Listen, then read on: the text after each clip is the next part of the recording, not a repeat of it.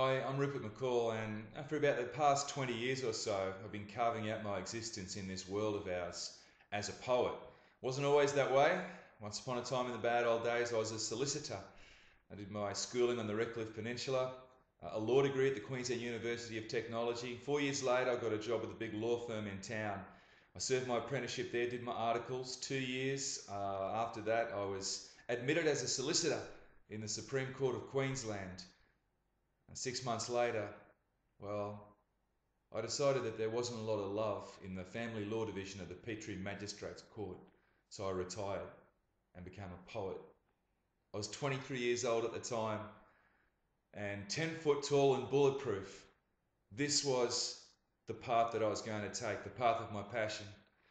I've ridden the roller coaster since then, the ups and the downs, the ins and the outs, the highs and the lows. I've fallen over, I've made mistakes, picked myself up, get back on with it. But I can safely say that sitting here delivering this message, I have no regrets whatsoever.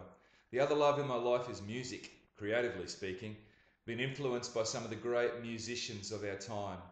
Storytellers in their own right, Bob Dylan, Lennon, Springsteen, Vedder and Vox. And closer to home, poets such as Paul Kelly and Bernard Fanning have also added their inspiration. And then this other bloke came along, a bit rough around the edges, but a good man, a man by the name of Jake Roff, or Roffy, as he is affectionately known in most circles. He brought his guitar to the equation. We combined our creative passions, my poetry, his music or his rock. We call it Rocketry. Now, I'm not sure if we invented that or not. We probably didn't, but we're going to run with it. Roffy and Rupert.